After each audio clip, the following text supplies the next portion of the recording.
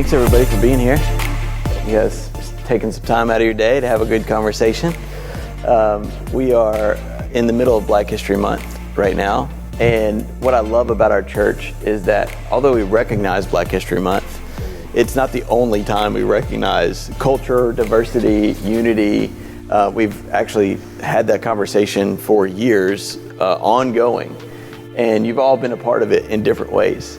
On staff, not on staff, in groups, Sunday morning, all of that. And what we want to do is just kind of continue a conversation and invite some other people into that conversation and say, all right, what does culturally diverse Christianity look like, right? Like, that is something that's talked about a lot, but I don't know if it's actually lived out very well. And what I've seen at Crossroads is that we're doing pretty good. There were always opportunities to get better, right? But we're doing pretty good about embracing cultures, embracing diversity, and coming under a unification together, which is the cross of Jesus Christ.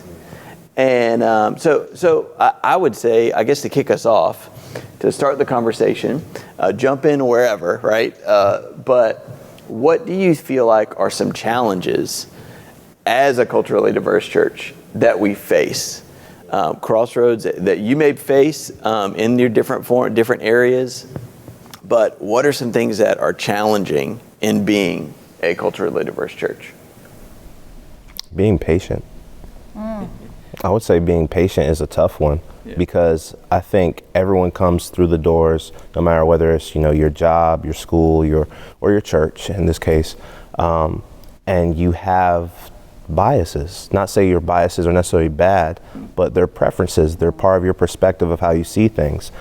But to be immersed in a community of people who all have different, right, some of them very different sort of perspectives on the things that you would desire to see. Sometimes you have to have patience, and you takes having conversations like we're having, and we've had, to sometimes see things move in a different direction. Yeah. I think one of the surprises to me, well, I guess it's sort of a surprise. Dana and I were part of a group that started after the last election, and it went on for a while, of women, mixed cultures and lots of different ethnicities. It was really awesome. I think when we started it, though, we kind of had in our head this certain agenda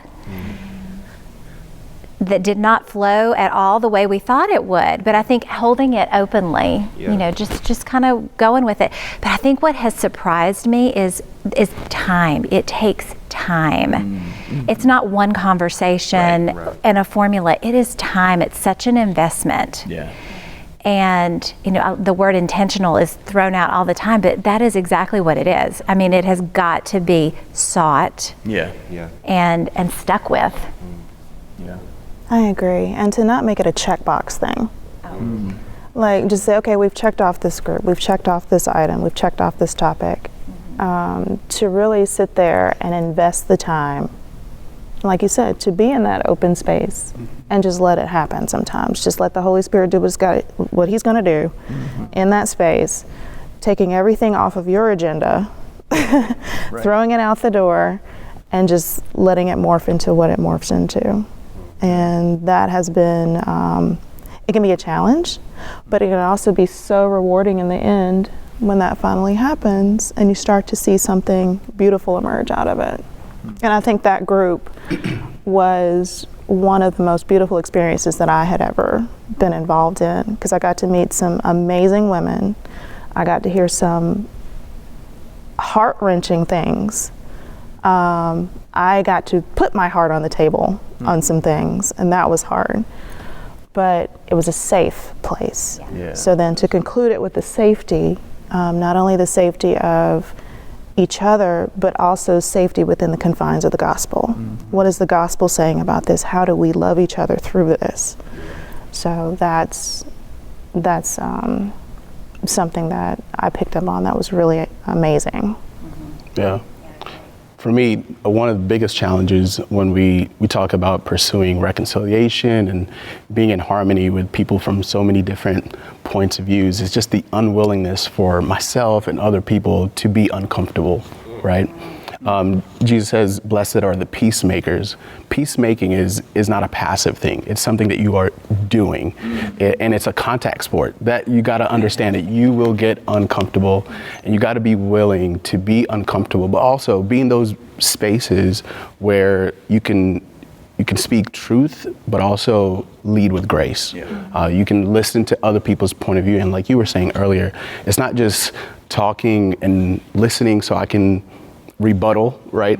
Is talking, listening, and really empathy, trying to walk in that person's shoe and understand, unpack what their perspective is. And doing that really gets people to be on the same page. And that's why I hate social media, because we don't allow ourselves to have real conversations. And even if I post something on social media, I love the moments that I've gotten where it's gotten heated with somebody on social media, but then we've had a side conversation. We've got coffee, we went to dinner, and we've hashed it out, and you really start to see this person is not just this issue. This is a person with a perspective, and I can understand them, and they can understand me. You know what I mean? So it's not just hearing, it's seeing, because people want to be seen completely for who they are. Even sometimes the stuff we think we want to hide, there's still a part of us that wants to, like if I really put this out there, are you still gonna see me the same way? And I think that's grace. And we need to have that for ourselves, we need to have that for each other. Absolutely. Yeah, and I think it falls within that finding common ground, right? Like finding a commonality, finding something that, again, what I love is that at church we can find that, right? You can find a small group, or you can find a place to volunteer. There you go, I have that interest, so that interest is now going to close the gap a little bit. And regardless if you're a mom or you're whatever, like, okay, that's going to close the gap. So a mom is going to be able to relate to another mom. Or somebody that is on the worship team is going to relate to somebody else on the worship team because of their talent, because of their giftings, whatever, Or it's like, oh, okay, I'm a young adult, or I'm young married, or I've got kids, or whatever. And it's like, okay, there's, at least at the church, we can find this kind of common ground to find unity and then begin the conversation. Because if you I think sometimes when you just start with a conversation, like in social media or the media or whatever, it's like, okay, this, it's like just almost an attack or a stance versus a conversation. And that's what I love about our church, is that we continue to create spaces for conversation around diversity, around different ethnicities and cultures, and different values, different beliefs.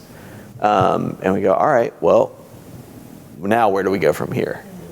And I guess that's kind of the next question. It's like, all right, now that we understand that there are challenges, what are some things that you've been a part of or you've seen that Crossroads has done well in bringing people together and showing unity?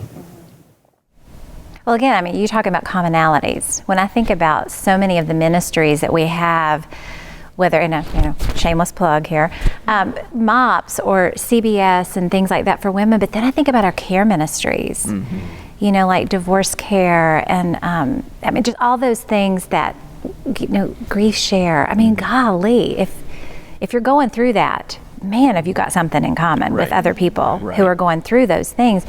That is instant common ground. Yeah.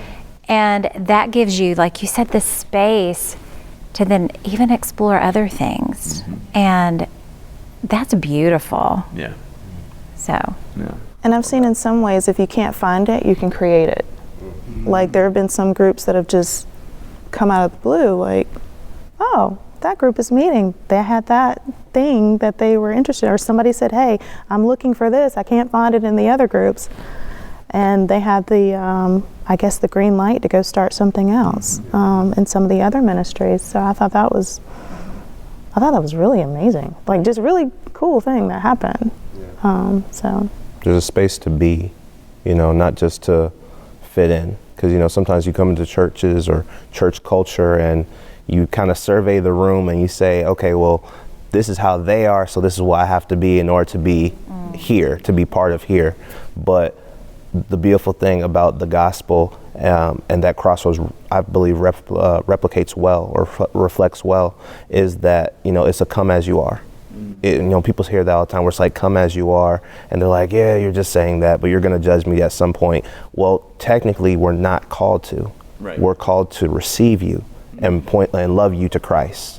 That's our job as the body of Christ.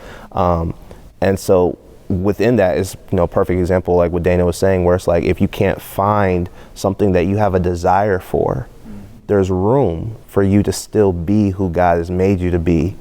And start something of your own, because maybe there's someone else, more than likely there always is someone else who's waiting for you to start that. Please, not just for yourself, but for them too. We want to. That's Absolutely. That's good. Yeah. What I love too about just this discussion group right here is we all represent kind of different times of Crossroads. Right? So like we've all had the different experience. Michael, you're probably the newest, right? You came in 2020, right? You came in 2020, and to survive 2020, Yes. I mean, you might as well have been here for 20 years. So you bring that perspective. Cindy, you've been on staff for many years, and you even came to the church looking for a small group, trying to find your family a connection point. Dana, you've been a part of Crossroads for 20 years now too. Kiyama, you grew up here, right? Your dad was a pastor here, and now you're a worship pastor. I grew up here and left for a little bit, came back. But what I've continued to see as the vein of our church is this like empathy. Like I will love you as you are, and I'll meet you where you are, even if I don't agree with you. And in Reach 21 is the Reach the E in Reach is standing for this year is empathy. But what I love again about our church is like it's not like we introduced this year. It's been a vein for the last 30. And we're just highlighting it this year, but it's one of those things. But Kiyama, what are some ways that you would like to encourage people to continue to meet or find a place to have a conversation around diversity, around different cultures? I would say just doing it in the most authentic way. If we're to be real, when we talk about diversity, if we were to ask the people that go to our church, they experience that in the workplace, they experience that in their neighborhoods, right? And wherever they go, our church. But I think it needs to go beyond that. Even the conversations we're talking about, it needs to be open to what our lives look like at home, inviting people into your home, right? Sometimes we can't go to the nations, but we can invite nations to our house, right? And when we invite people to our house, then these conversations come out authentically. It's not, hey, I'm coming to you as a white guy or whatever, and I want to be your friend because you're white, and like you're saying, check that box. Right. It's like, no, it's like, let me be open to having a relationship with you, and in those relationships, as we go beyond just how we talk at church and we figure out what is in common at church, when we invite each other into each other's lives, then these conversations can be had in a safe place. I know who you are. I know you are for me. I am for you. Now these conversations are easy to have. Even when we get uncomfortable, I have your back. You don't see me as just this issue. You see me as a person and you care for me. So it is going beyond just having casual conversations in your workplace or at church. Invite people into your lives. Yeah. Well, and I cannot help but think, like, building on that, when you feel that safety here in these relationships, you can, just like our signs say, as you walk out the door, go love your zip code. You can walk out there into an environment you're not sure of. Yeah. with that confidence, because these people got my back. Yeah. And they know me, and they may not know everything about me, but they understand me enough and give me enough grace that I can walk out there. Yeah. And I would encourage like a vulnerability with that too, because you can be at surface level, as you want to be in any situation, in a small group, on Sunday morning, even if you invite somebody over to your house, how are you doing? Good. The end. How are the kids? Fine. Okay. But if you're not willing to be vulnerable and have a conversation, Micah, there's been several times that you've come into my office and you're like, man, I don't even know what to do with this. And, whether it's ministry related, whether it's, relationship or family related, whatever, we are able to have those conversations. And that then builds trust, that then builds unity, that then builds the opportunity to say, all right, well, who else do we need to invite into having this same vulnerability or same conversation? And it starts with us. It starts with Dana, and it starts with Kiama, it starts with Cindy, Micah, myself, it starts with you, and saying, I'm willing to be vulnerable, and I'm willing to not have all the answers, but let's find out the answers together. And that's what I love about our church. That's what I love about Pastor Andy and our elders, is that we represent unity. We represent diversity. We represent different cultures, and we embrace all of them under the gospel. So thanks for joining us in the conversation, and we'll continue the conversation. I feel like we might all just go for 2 or 3 hours. If you like it, then let us know, and maybe we'll have another one soon. Have an awesome day.